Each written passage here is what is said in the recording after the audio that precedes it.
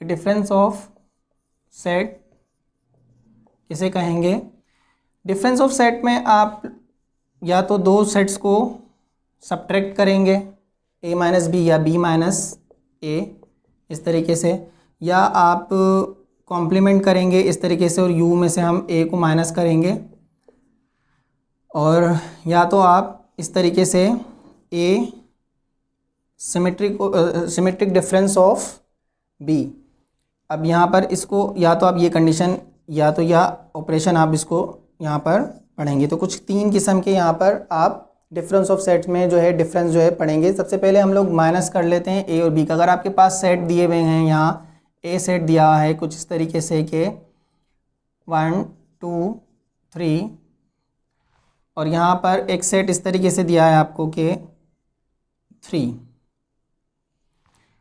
तो अगर आप इनका जो है सब्ट्रैक्ट करेंगे तो इसका जो सब्ट्रैक्शन है वो कुछ इस तरह से होगा कि आप यहाँ पर सेट रखेंगे ए का, और यहाँ पर एक के सेट्स के एलिमेंट लिखेंगे 1 2 3, और यहाँ पर माइनस की साइन लगाएंगे, और फिर यहाँ पर बी का सेट के जो है उसमें एलिमेंट जो है 3 है, उससे सब्ट्रैक्ट करेंगे।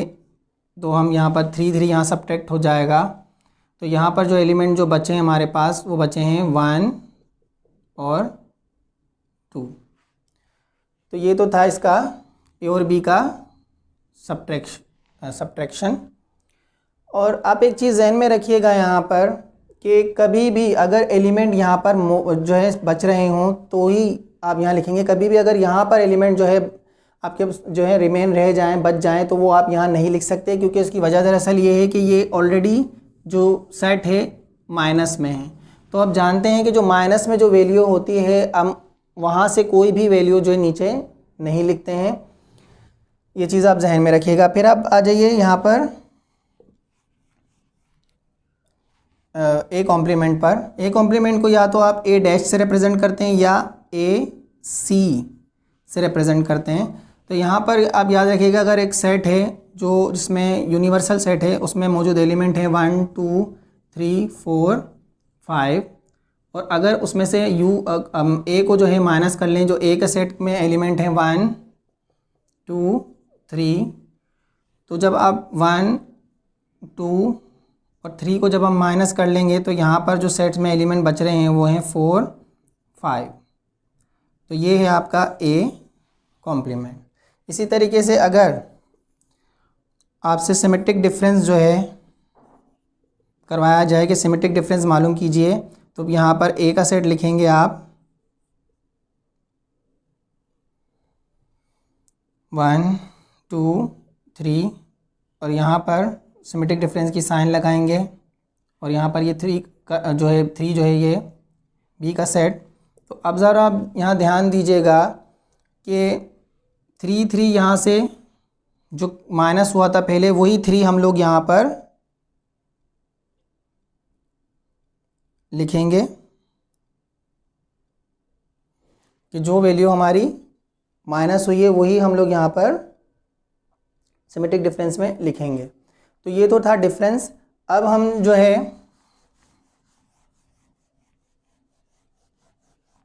अब हम बात करते हैं कार्टेशियन प्रोडक्ट की। तो कार्टेशियन प्रोडक्ट को डिस्कस करने से पहले अगर हम प्रीवियस लेक्चर्स पर जाएं, यानी टाइप्स ऑफ सेट्स की तरफ, तो टाइप्स ऑफ सेट्स में हमने कुछ डेफिनेशंस की थी, कुछ टर्म्स की थी, जिसमें हमने ऑर्डर पेयर को भी डिस्कस किया था। ऑर्डर पेयर में हम लोगों ने समझा था कि हमारे पास कर्ली ब्रैकेट यानी ये ऑर्डिनरी ब्रैकेट में अगर कुछ एलिमेंट हों इस तरह से 1 2 3, और इस जो ऑर्डिनरी ब्रैकेट को हम लोग इस तरह से भी लिख सकते हैं कि 3 2 1, और इसको हम इस तरह से भी लिख सकते हैं कि 2 3 1, यानी कि हम ऑर्डिनरी ब्रैकेट में जो भी कंटेंट्स होंगे, जो भी एलिमेंट्स होंगे, उनकी अरेंजमेंट को चेंज कर सकते हैं। लेकिन हमें अक्सर ऐसा कुछ होता है कि हमें एक ऐसे सेट की भी ज़रूरत होती है कि जिसकी हम अरेंजमेंट को चेंज नहीं कर सकते। जैसे ये ब्रैकेट जो है राउंड ब्रैकेट्स में यानी स्मॉल ब्रैकेट में लिखे जाते हैं, और अगर इनकी जो अरेंजमेंट कुछ इस तरह से ए कॉमा बी, तो इसको हम बी कॉमा ए यानी इसकी अरेंजमेंट को चेंज नहीं कर सकते। ये नॉट इक्वल की साइन है, यानी ये ब्रैकेट और ये ब्रैकेट बराबर नहीं होंगे, ये जो है ये कंडीशन जो है बराबर नहीं होगी कहलाएगी। और हम लोगों ने ऑर्डर पेयर में ये भी समझा था कि यहाँ पर जो है सेट्स की रिपीटेशन यानी ऑर्डिनरी ब्रैकेट में रिपीटेशन जो है अलाउड नहीं होती है, लेकिन यहाँ पर इन सेट्स में रिपीटेशन अलाउड होती है, यानी रिपीटेशन आप यहाँ पर कर सकते हैं। तो ये तो था कुछ ऑर्डर पेयर की बेसिक जो हम लोगों ने ऑर्डर पेयर के जो है टॉपिक में डिस्कस की थी। अब हम चलते हैं कार्टेशियन प्रोडक्ट की तरफ। कार्टेशियन प्रोडक्ट बेसिकली रेनी डिस्कार्ट ने इंट्रोड्यूस करवाया कि अगर एक सेट है आपके पास ए और एक सेट है बी, अगर इन दोनों सेट्स के दरमियान में अगर आप जो है मल्टीप्लाई करवाना चाहते हैं यानी प्रोडक्ट करवाना चाहते हैं, तो उसकी जो सिंबल है वो इस तरह से यानी मल्टीप्लाई की साइन ही होगी। इसे हम लोग जो है प्रोडक्ट भी कहते हैं। चलिए फ़र्ज़ कीजिए अगर आपके पास एक सेट है जैसे 1 2 3 और एक सेट है आपके पास बी इस तरह से ए और बी। तो अगर आप इन दोनों के बीच में प्रोडक्ट करवाना चाहें तो वो किस तरह करवाएंगे कि आप सबसे पहले ए प्रोडक्ट बी यानी कि जो इसकी सिंबल है नोटेशन है पहले वो लिखेंगे दोनों ए और बी दोनों के दरमियान में। अब 1 को आप यानी इस सेट को इस एलिमेंट को आप दोनों जो है सेट अगले सेट के एलिमेंट्स के साथ आप लिखेंगे, यानी 1 के साथ ए को भी रखेंगे, 1 के साथ आप बी को भी लिखेंगे। उसके बाद आप 2 को ए के साथ लिखेंगे, फिर 2 को 3 के साथ लिखेंगे, फिर उसके बाद 3 को आप पूरे ब्रैकेट के साथ यानी ए और बी के साथ भी लिखेंगे कुछ इस तरह से। तो ये तो आपका क्या कहलाता है कार्टेशियन प्रोडक्ट कहलाता है। और इसमें जो आप ये देख रहे हैं सेट, ये ऑर्डर पेयर यानी ऑर्डर सेट कहलाते हैं। अब यहाँ पर कुछ जो है कार्टेशियन प्रोडक्ट में कुछ इंस्ट्रक्शंस हैं जो कि डिस्कस करना बहुत ज़्यादा ज़रूरी हैं। चलिए उनकी तरफ चलते हैं वन बाय वन। सबसे पहली जो इंस्ट्रक्शन है वो ये है कि अगर ए सेट या बी सेट में से कोई भी सेट जो है एम्प्टी हुआ तो जो इनका प्रोडक्ट है वो भी एम्प्टी ही होगा। जैसे फ़र्ज़ कीजिए अगर आपके पास यहाँ पर एक सेट है इस तरीके से 1 2 और एक सेट है आपके पास बी सेट जो कि एम्प्टी है। एम्प्टी साइन को आप या तो इस तरह या इस तरह भी आप लिख सकते हैं। अगर हम इनके दरमियान में प्रोडक्ट करवाएं तो जाहिर है अब मैं ए के साइड में जब मेरे पास एलिमेंट है 1 2 तो अब बी में किसके साथ मैं इसको प्रोडक्ट करवाऊंगा, तो जाहिर है इनका जो प्रोडक्ट है वो एम्प्टी ही होगा। तो ये तो था पहला इसकी कंडीशन इंस्ट्रक्शन। दूसरी जो है वो ये है कि ए प्रोडक्ट बी और बी प्रोडक्ट ए तभी ही बराबर हो सकते हैं जब ए और बी यानी दोनों सेट जो हैं इक्वल हों। अब चलिए थोड़े से इसकी एग्जाम्पल डिस्कस कर लेते हैं। इसे फ़र्ज़ कीजिए कि आपके पास एक सेट है इस तरीके से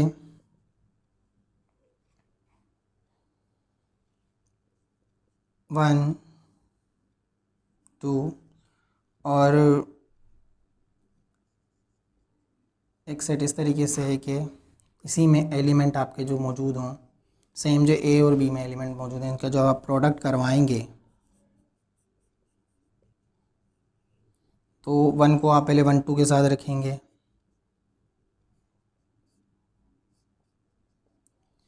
फिर यहाँ पर जो 2 है उसको फिर 1 और 2 के साथ रखेंगे,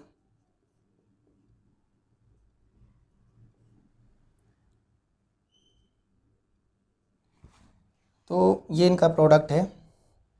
अब अगर हम चाहें तो यहाँ पर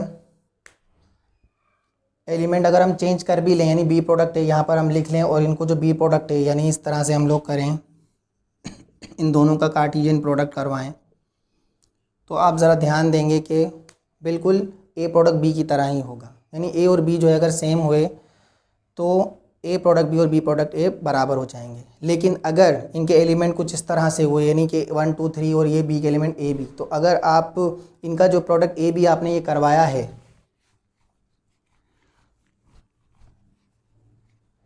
और अगर आपसे कहा जाए कि इसका बी प्रोडक्ट ए बी कर लीजिए, तो ज़ाहिर है आप ज़रा ध्यान दीजिएगा कि बी को अगर हम इस ए के साथ हम प्रोडक्ट करवाते हैं, यानी ए को आप 1 2 3 के साथ रखेंगे पहले,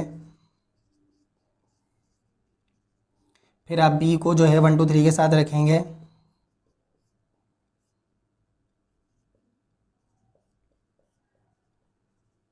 तो आप ज़रा ध्यान दीजिए। सबसे पहले ब्रैकेट पे हम लोग ध्यान देते हैं, तो यहाँ पर जो ए प्रोडक्ट बी में पहले एलिमेंट जो हैं वो 1 कॉमा ए और यहाँ पर ए कॉमा 1 है, और मैं यहाँ पर जो है पहले ही डिस्कस कर चुका हूँ ऑर्डर पेयर में कि हमेशा जो ऑर्डर पेयर हैं उनमें जो है अरेंजमेंट चेंज नहीं हो सकती। तो यहाँ पर 1 कॉमा ए और यहाँ पर ए कॉमा 1 जो है आप अगर यहाँ पर अरेंजमेंट चेंज है तो इसी वजह से यहाँ पर जो ए प्रोडक्ट बी और बी प्रोडक्ट ए जो हैं बराबर